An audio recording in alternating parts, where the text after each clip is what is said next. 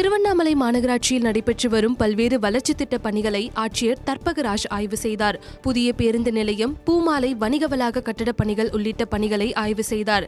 தூய்மை பணிகள் மற்றும் வளர்ச்சி திட்டங்கள் குறித்து கண்காணிக்கும் வகையில் மாநகராட்சி அலுவலகத்தில் கண்காணிப்பு மையம் அமைக்க ஆணையருக்கு உத்தரவிட்டார்.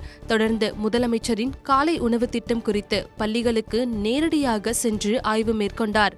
அதன் பிறகு வீடு வீடாக சென்று குப்பை சேகரிக்கும் பணிகளை துரிதப்படுத்த மாநகராட்சி அதிகாரிகளுக்கு உத்தரவிட்டார்.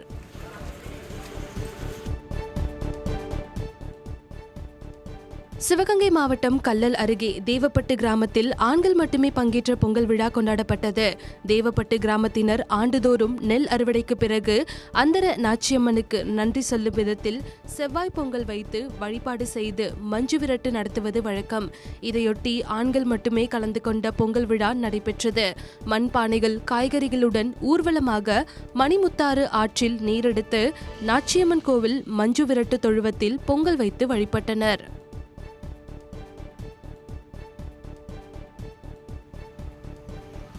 திருவாரூர் மாவட்டம் திருத்துறைப்பூண்டி சுற்றுவட்டார பகுதிகளில் கடும் பனிப்பொழிவு ஏற்பட்டதனால வாகன ஓட்டிகள் அவதியடைந்தனர்.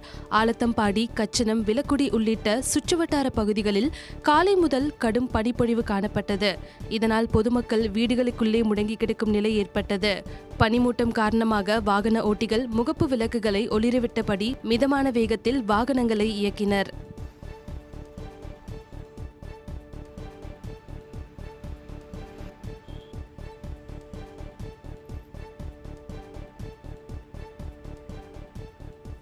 வீடுகள் ஒதுக்கீடு செய்ய கோரி ராணிப்பேட்டை மாவட்டம் சோளிங்கர் ஒன்றிய குழு தலைவரிடம் 30க்கும் மேற்பட்டோர் மனு வழங்கினர். அதில் வேலம் அருந்ததிபாளையம் பகுதியை சேர்ந்த 30க்கும் மேற்பட்ட குடும்பங்களுக்கு 2004ஆம் ஆண்டு நடப்பாய் பகுதியில் அரசு இலவச வீட்டுமனை பட்டா வழங்கப்பட்டதாகவும் அதில் இதுவரை தொகுப்பு வீடுகள் வழங்கப்படவில்லை எனவும் கூறப்பட்டுள்ளது.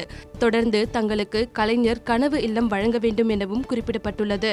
மனுவை பெற்றுக்கொண்ட ஒன்றிய குழு தலைவர் வெங்கடேசன் உரிய நடவடிக்கை எடுக்கப்படும் என உறுதியளித்தார்.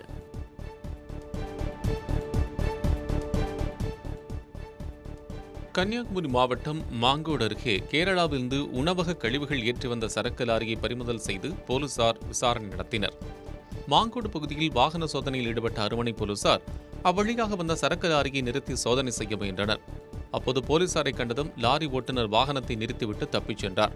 தொடர்ந்து உணவக கழிவுகள் ஏற்றி வந்த சரக்கு லாரியை பறிமுதல் செய்த போலீசார் தப்பி ஓடிய ஓட்டுநர் குறித்து விசாரித்து வருகின்றனர்.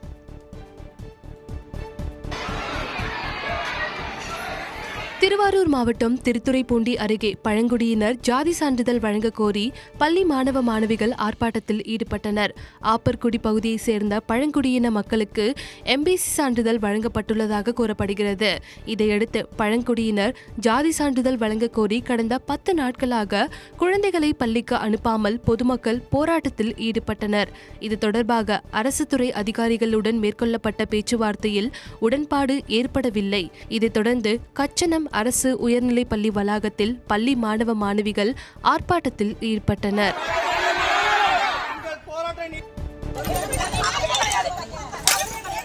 கொடைக்கானல் பொருள்மலையில் கள்ளச்சந்தையில் மதுபானம் விற்பனை செய்யப்படுவதாக குற்றம் சாட்டி மது பாட்டில்களை சாலையில் உடைத்து பெண்கள் போராட்டத்தில் ஈடுபட்டதால் பரபரப்பு ஏற்பட்டது. திண்டுக்கல் மாவட்டம் பெருமாள் மலைப்பகுதியில் இருந்து பழனி செல்லும் பிரதான சாலையில் வாடகைக்கு அறை எடுத்து சிலர் கள்ளச்சந்தையில் மதுபானம் விற்பதாக குற்றச்சாட்டு எழுந்துள்ளது. இது தொடர்பாக பலமுறை புகார் அளித்தும் காவல்துறையினர் நடவடிக்கை எடுக்கவில்லை என கூறப்படுகிறது. இந்நிலையில் மது விற்ற இருவரிடம் வாக்குவாதத்தில் ஈடுபட்ட பெண்கள் மது பாட்டில்களை சாலையில் உடைத்து போராட்டத்தில் ஈடுபட்டனர். திமுக ஒன்றிய குழு தலைவர் மற்றும் வட்டார வளர்ச்சி அலுவலர்களை கண்டித்து அரக்கோணம் சட்டமன்ற உறுப்பினர் சு ரவி தலைமையில் கண்டன ஆர்ப்பாட்டம் நடைபெற்றது. நெமிலி பேருந்து நிலையத்தில் நடைபெற்ற ஆர்ப்பாட்டத்தில் ஒன்றிய குழு தலைவரான வடிவேலு பதவி விலக வேண்டும், கவுன்சிலர்கள் மீது போடப்பட்ட பொய் வழக்கை திரும்ப பெற வேண்டும் உள்ளிட்ட கோரிக்கைகள் வலியுறுத்தப்பட்டன. இந்த ஆர்ப்பாட்டத்தில் நெமிலி கிழக்கு ஒன்றியம், மேற்கு ஒன்றியம், நெமிலி பேரூராட்சி அதிமுக நிர்வாகிகள் 300க்கும் மேற்பட்டோர் கலந்து கொண்டு கண்டன முழக்கங்களை எழுப்பினர்.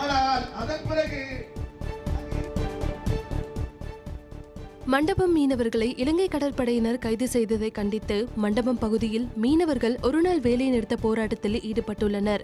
நேற்று முன்தினம் ராமேஸ்வரம் அருகே மண்டபம் மீன்பிடி துறைமுகத்தில் இருந்து மீன்பிடிப்பதற்காக மீனவர்கள் கடலுக்கு சென்றனர். தொடர்ந்து தனுஷ்கோடி தலைமன்னார் இடையே மீன்பிடித்துக் கொண்டிருந்த மீனவர்களையும் விசைப்படகையும் இலங்கை கடற்படையினர் கைது செய்தனர். இதை கண்டித்து மண்டபம் மீனவர்கள் ஒருநாள் அடையாள வேலை நிறுத்த போராட்டத்தில் ஈடுபட்டுள்ளனர். இதனால் நேரடி மறைமுகமாகவும் சுமார் 4000க்கும் மேற்பட்ட தொழிலாளர்களின் வாழ்வாதாரம் பாதிக்கப்பட்டுள்ளதாக தெரிவிக்கப்பட்டுள்ளது.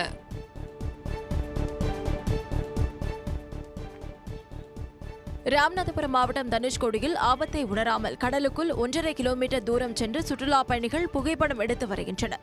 ராமேஸ்வரத்திற்கு வருகை தரும் சுற்றுலா பயணிகள் ஆபத்தை உணராமல் தனுஷ்கோடி கடற்கரையில் இருந்து சுமார் 1.5 கிலோமீட்டர் தூரத்திற்கு கடலுக்குள் சென்று செல்ஃபி எடுத்து வருகின்றனர்.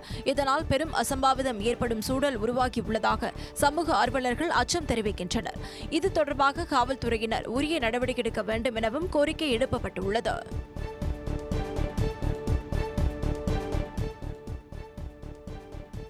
தஞ்சாவூர் மாவட்டம் பேராவூரணி அருகே வலையில் சிக்கிய கடற்பசுவை மீனவர்கள் மீட்டு மீண்டும் கடலுக்குள் பத்திரமாக விடுத்த வீடியோ காட்சிகள் வெளியாகியுள்ளன. கொள்ளுக்காடு கிராமத்தை சேர்ந்த பிரபாகரன் 10க்கும் மேற்பட்ட மீனவர்களுடன் படகில் கடலுக்குள் சென்று மீன்பிடித்துக் கொண்டிருந்தார். அப்போது அவர்கள் வலையில் சுமார் 7 அடி நீளமுள்ள கடல் பசு ஒன்று சிக்கிக் கொண்டது. இதையடுத்து கடல் பசுவை கடற்கரைக்கு கொண்டு வந்த மீனவர்கள் வலையை வெட்டி அதை மீண்டும் கடலுக்குள் விட்டனர். இந்த வீடியோ வெளியான நிலையில் மீனவர்களுக்கு பாராட்டுகள் குவிந்து வருகின்றன.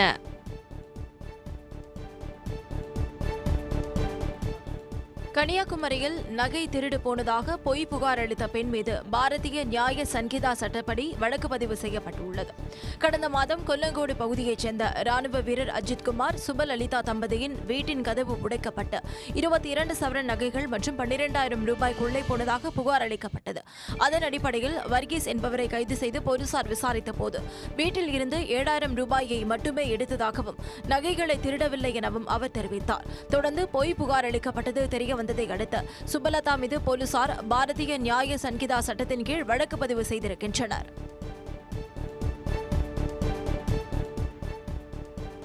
விழுப்புரம் மாவட்டம் திண்டிவனம் அருகே தடை செய்யப்பட்ட போதைப் பொருட்கள் விற்பனை செய்த 3 பேரை போலீசார் கைது செய்தனர்.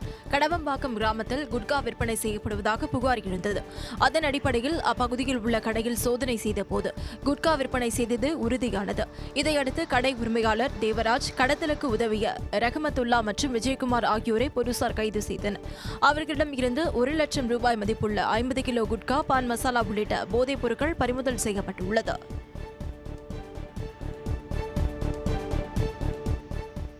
கன்னியாகுமரி மாவட்டம் அருமனை வழியாக கேரளாவுக்கு ரேஷன் அரிசி கடத்த முயன்ற சரக்கு லாரியை பொதுமக்கள் பிடித்து போலீசாரிடம் ஒப்படைத்தனர்.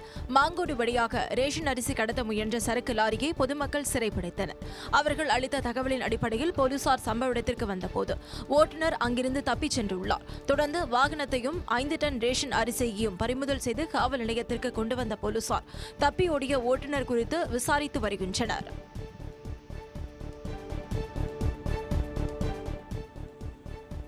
காஞ்சிபுரம் மாநகராட்சிக்குட்பட்ட ஒலிமுகமத்பேட்டை பகுதியில் இருந்து ஆந்திராவிற்கு கடத்த முயன்ற 2 டன் ரேஷன் அரிசி பறிமுதல் செய்யப்பட்டது. ரேஷன் அரிசி கடத்தப்படுவதாக எழுந்த புகாரின் அடிப்படையில் வட்ட வழங்கல் அலுவலர்கள், வருவாய்த்துறையினர் மற்றும் போலீசார் ஒலிமுகமத்பேட்டையில் சோதனை மேற்கொண்டனர். அப்போது கடத்தலில் ஈடுபட முயன்ற முகமது முசாரப் என்பவரை அதிகாரிகள் கைது செய்தனர். தொடர்ந்து சரக்கு வாகனம் மற்றும் 2 டன் ரேஷன் அரிசியை பறிமுதல் செய்து உணவு கடத்தல் தடுப்பு அலுவலர்களிடம் ஒப்படைத்தனர்.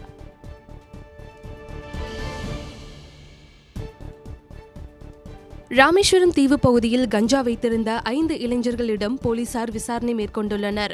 ராமேஸ்வரம் தீவு பகுதியில் இளைஞர்கள் மத்தியில் கஞ்சா புழக்கம் நாளுக்கு நாள் அதிகரித்து வருவதாக தொடர்ந்து புகார்கள் எழுந்தன. இதைத் தொடர்ந்து ரோந்து பணியில் ஈடுபட்டிருந்த போலீசார் சந்தேகத்தின் பெயரில் அப்பகுதியில் சுற்றித் திரிந்த இளைஞர்களை பிடித்து விசாரித்தனர். தொடர்ந்து அவர்களது பையை சோதித்ததில் அதில் 1/2 கிலோ எடை கொண்ட கஞ்சா பொட்டலங்கள் இருந்தது தெரியவந்தது. இதையடுத்து முத்தையா, திவாஸ்கர் உள்ளிட்ட 5 பேரிடம் போலீசார் விசாரணை நடத்தி வருகின்றனர். திருவள்ளூரில் ஜிபிஎஸ் என்னும் அரிய வகை நோயால் பாதிக்கப்பட்ட சிறுவன் சிகிச்சை பலனின்றி உயிரிழந்தார். திருப்பூர் பகுதியைச் சேர்ந்த பிரேம்குமார் என்பவரின் மகன் மைதீஸ்வரன் 4ஆம் வகுப்பு படித்து வந்தார். இந்நிலையில் திடீரென இவரது கால்கள் இரண்டும் உணர்விழந்து நடக்க முடியாமல் போனது. இதையடுத்து சென்னை எழும்பூர் அரசு குழந்தைகள் நல மருத்துவமனையில் அனுமதிக்கப்பட்ட சிறுவன் சிகிச்சை பலனின்றி உயிரிழந்தார். ஜிபிஎஸ் நோய் பாதிப்புடன் இதய பிரச்சினை இருந்ததால் சிறுவன் இறந்துவிட்டதாக மருத்துவர்கள் தெரிவித்தனர்.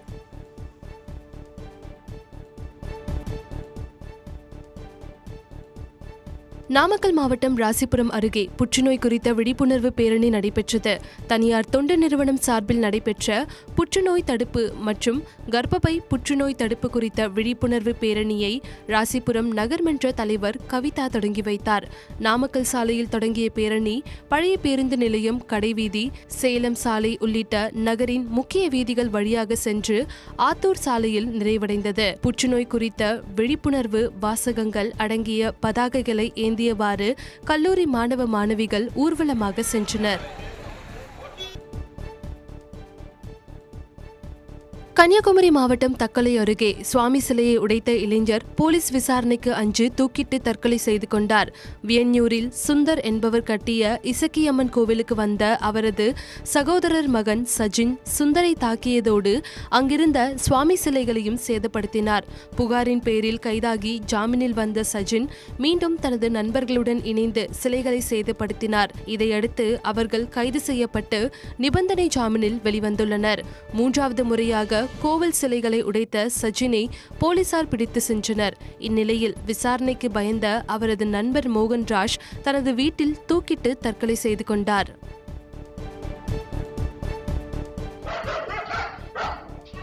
ஈரோட்டில் கொலை மிரட்டல் தொடர்பான புகாரில் போலீசார் அலட்சியம் காட்டுவதாக கூறி வழக்கறிஞர்கள் நீதிமன்ற புறக்கணிப்பில் ஈடுபட்டுள்ளனர்.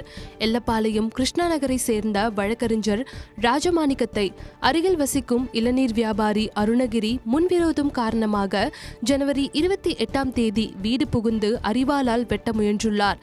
இதுகுறித்து சிசிடிவி காட்சிகளுடன் புகார் அளித்தும் ஈரோடு வடக்கு போலீசார் நடவடிக்கை எடுக்கவில்லை என்று கூறி ஈரோடு ஒருங்கிணைந்த நீதிமன்றம் உள்பட பவானி, அந்தியூர் நீதிமன்ற வழக்கறிஞர்கள் நீதிமன்ற புறக்கணிப்பில் ஈடுபட்டுள்ளனர்.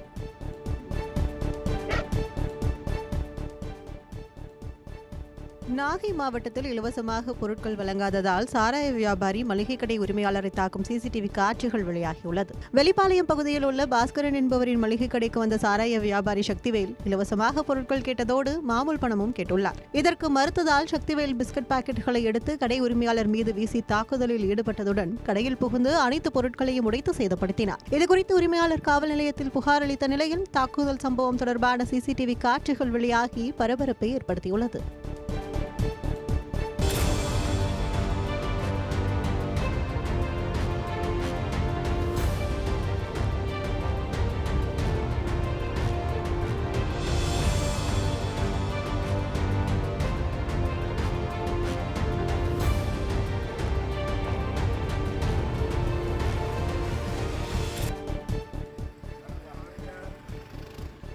காஞ்சிபுரம் வரதராஜ பெருமாள் கோவிலில் ரத சப்தமி உற்சவத்தையொட்டி தங்க சூரிய பிரபை வாகனத்தில் வரதராஜ பெருமாள் எழுந்தருளி பக்தர்களுக்கு அருள் பாலித்தார். காஞ்சிபுரம் வரதராஜ பெருமாள் கோவிலில் ரத சப்தமி உற்சவத்தையொட்டி சிறப்பு திருமஞ்சனம் செய்து சிகப்பு பட்டு உடுத்தி திருபாவரணங்கள் அணிந்து வரதராஜ பெருமாள் தங்க சூரிய பிரபை வாகனத்தில் எழுந்தருளியுள்ளார். தொடர்ந்து மாட வீதிகளில் உலா வந்த வரதராஜ பெருமாளுக்கு வழிநெடுகிலும் நின்றிருந்த பக்தர்கள் கற்பூர ஆரத்தி காண்பித்து வழிபட்டனர்.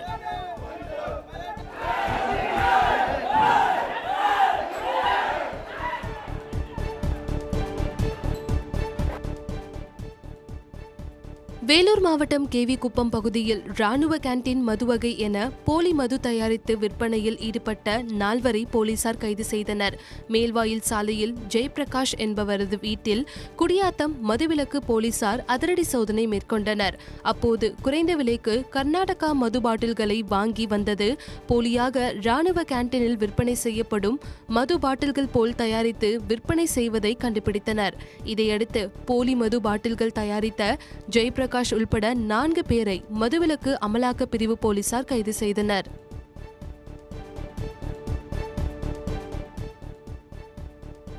தஞ்சை மாவட்டம் பட்டுக்கோட்டை அருகே வீடு ஒன்றில் வெள்ளைக்காகம் உணவு தேடிய வீடியோ சமூக ஊடகங்களில் வைரலாகி வருகிறது. அதிராம்பட்டினம் பகுதியில் ஒரு வீட்டின் காம்பவுண்டில் கருப்பு காகமும் வெள்ளைக்காகமும் அருகருகே நின்றபடி உணவு தேடியதை பார்த்த அப்பகுதியினர் வியந்துள்ளனர். காகத்திலே வெள்ளை உண்டோ என்ற பழமொழி உள்ள நிலையில் உண்மையிலே வெள்ளைக்காகம் இருப்பதை பார்த்து அதிசயித்தவர்கள் அதனை வீடியோ எடுத்து சமூக வலைதளங்களில் பதிவிட்டுள்ளனர்.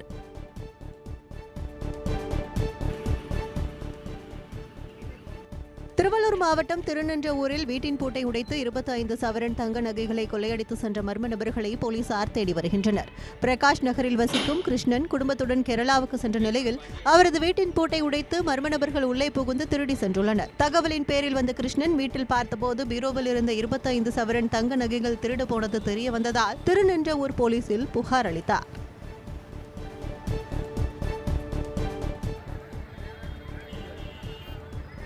தருமபுரி மாவட்டம் பென்னாகரம் அருகே பணம் கேட்டு மிரட்டி இளைஞரை தற்கொலைக்கு தூண்டியவர்களை கைது செய்ய கோரி உறவினர்கள் சாலை மறியலில் ஈடுபட்டதால் பரபரப்பு நிலவியது. ராமானூரைச் சேர்ந்த நெல் அரவை ரைஸ் மில் தொழில் செய்யும் புகழேந்தி தனது வீட்டில் தூக்கிட்டு தற்கொலை செய்து கொண்டார். 3 ஆண்டுகளுக்கு முன்பு பெண் ஒருவருடன் விடுதி அறையில் புகழேந்தி தனித்திருந்ததை விடுதி பணியாளர் வீடியோ எடுத்து காவல்துறையினர் சிலருடன் சேர்ந்து 10 லட்சம் ரூபாய் வரை பணம் பறித்ததாக கூறப்படுகிறது. இதனால் மன உளைச்சலில் புகழேந்தி தூக்கிட்டு தற்கொலை செய்து கொண்டதாக உறவினர்கள் தெரிவித்துள்ளனர்.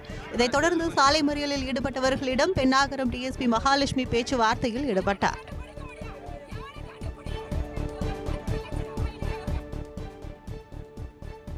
திருவாரூர் மாவட்டம் முத்துப்பேட்டையில் அறுவடைக்கு தயாராக இருந்த பயிர்கள் நீரில் மூழ்கி சேதமடைந்ததால் மன உளைச்சலுக்கு ஆளான விவசாயி விஷம் அருந்தி தற்கொலை செய்து கொண்ட சம்பவம் சோகத்தை ஏற்படுத்தியுள்ளது.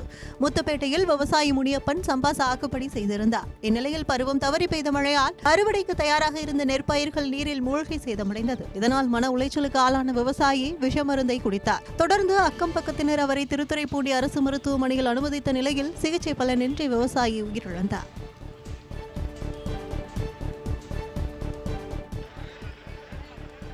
தூத்துக்குடி மாவட்டம் திருச்செந்தூர் அருகே விண்வெளி பூங்காவிற்காக இடம் கையகப்படுத்துவதை எதிர்த்து போராட்டத்தில் ஈடுபட முயன்ற கிராம மக்கள் கைது செய்யப்பட்டனர். குலசேகரப்பட்டினத்தில் 1012 ஏக்கர் பரப்பளவில் விண்வெளி பூங்கா அமைக்கப்பட உள்ளதாக தமிழக அரசு அறிவித்தது. இதற்காக ஆதியாக்குறிச்சி ஊராட்சியில் விவசாய நிலங்களை கையகப்படுத்துவதற்கான பணி நடைபெற்று வருகிறது. இதற்கு எதிர்ப்பு தெரிவித்து கிராம மக்கள் 300க்கும் மேற்பட்டோர் உண்ணாவிரத போராட்டத்தில் ஈடுபட முயன்றனர். அப்போது அனுமதியின்றி போராட்டத்தில் ஈடுபட முயன்றதாக கூறி அவர்களை போலீசார் கைது செய்தனர்.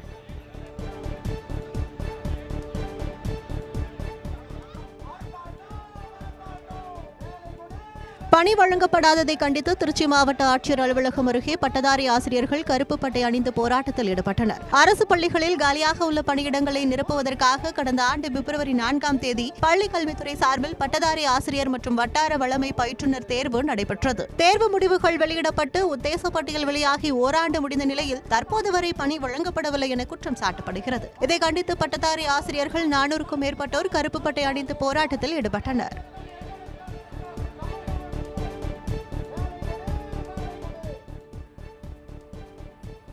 திருச்சி மாவட்டம் மண்ணச்சநல்லூர் அருகே காரில் 8 லட்சம் ரூபாய் மதிப்புள்ள குட்கா பொருட்கள் கடத்தி வந்த 5 பேரை போலீசார் கைது செய்தனர். மண்ணச்சநல்லூரில் வாகன தணிக்கையில் ஈடுபட்ட போலீசார் அவ்வழியாக வந்த காரை நிறுத்தி சோதனை செய்தனர். அதில் பெங்களூருவில் இருந்து குட்கா பொருட்கள் கடத்தி வந்தது தெரியவந்தது. இதையடுத்து ரஃபீக், நகுலன், ஜாஃபர் சாதிக் உள்ளிட்ட 5 பேரை கைது செய்த போலீசார் 8 லட்சம் மதிப்புள்ள 330 கிலோ குட்கா மற்றும் கடத்தலுக்கு பயன்படுத்திய கார், 2 இருசக்கர வாகனங்களை பறிமுதல் செய்தனர்.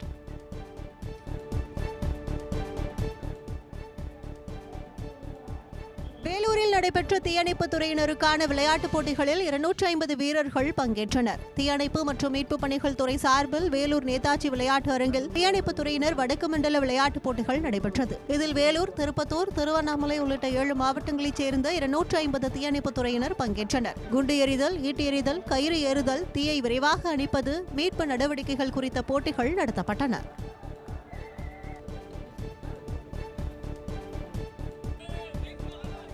மத்திய அரசின் பட்ஜெட்டை கண்டித்து பெரம்பலூரில் மார்க்சிஸ்ட் கம்யூனிஸ்ட் கட்சியினர் ஆர்ப்பாட்டத்தில் ஈடுபட்டனர். நாடாளுமன்றத்தில் கடந்த பிப்ரவரி 1ஆம் தேதி 2025-26ஆம் ஆண்டிற்கான பட்ஜெட்டை மத்திய நிதியமைச்சர் நிர்மலா சீதாராமன் தாக்கல் செய்தார். இந்நிலையில் மத்திய பட்ஜெட்டில் தமிழ்நாடு புறக்கணிக்கப்பட்டுள்ளதாக கூறி பெரம்பலூர் புதிய பேருந்து நிலையத்தில் மார்க்சிஸ்ட் கம்யூனிஸ்ட் கட்சி சார்பில் கண்டன ஆர்ப்பாட்டம் நடைபெற்றது. இந்த ஆர்ப்பாட்டத்தில் சிபிஎம் கட்சியைச் சேர்ந்தவர்கள் கலந்து கொண்டு மத்திய அரசுக்கு எதிராக முழக்கங்களை எழுப்பினர்.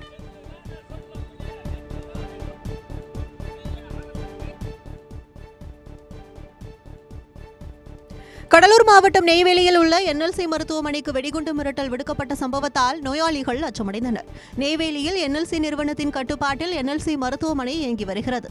இந்த மருத்துவமனையில் என்எல்சியில் பணியாற்றும் தொழிலாளர்கள் மற்றும் அவர்களது உறவினர்கள் சிகிச்சை பெற்று வருகின்றனர். இந்நிலையில் இந்த மருத்துவமனைக்கு தபால் மூலம் வெடிகுண்டு மிரட்டல் வந்துள்ளது. இதையடுத்து அங்கு வந்த வெடிகுண்டு நிபுணர்கள் தீவிர சோதனையில் ஈடுபட்டனர். இதனால் அங்கு அனுமதிக்கப்பட்டிருந்த நோயாளிகள் அச்சமடைந்ததால் பரபரப்பான சூழல் நிலவியது.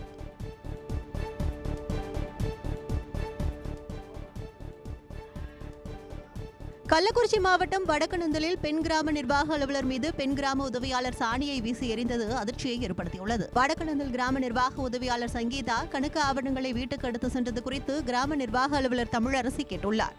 அப்போது சங்கீதா தமிழரசியை தாக்கிய புகாரில் அவர் மீது துறை ரீதியாக நடவடிக்கை எடுக்கப்பட்டு பணியிடை நீக்கம் செய்யப்பட்டுள்ளார்.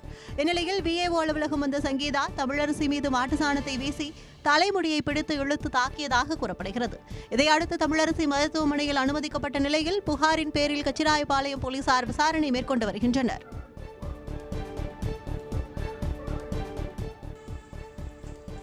கிருஷ்ணகிரி மாவட்டம் ஓசூர் அருகே எலக்ட்ரீஷியன் அடித்து கொலை செய்யப்பட்ட சம்பவம் பரபரப்பை ஏற்படுத்தியுள்ளது. சாணசந்திரம் வஉசி நகரைச் சேர்ந்த எலக்ட்ரீஷியன் மனோகரன் நேற்று மாலை கசவகட்டா பகுதியில் மாநகராட்சி குப்பை கிடங்கு அருகே தலையில் பலத்த காயத்துடன் உயிருக்கு போராடியவர் உயிரிழந்துள்ளார். தகவலின் பேரில் ஆட்கோ போலீசார் சடலத்தை கைப்பற்றி உடற்கூராய்வுக்கு அனுப்பி வைத்தனர். நண்பர்களுடன் மது அருந்தியபோது ஏற்பட்ட தகராறில் அடித்து கொலை செய்யப்பட்டிருப்பதாக முதற்கட்ட விசாரணைக்கு பின் போலீசார் தெரிவித்துள்ளனர். மேலும் கொலையாளிகளை தேடி வருகின்றனர்.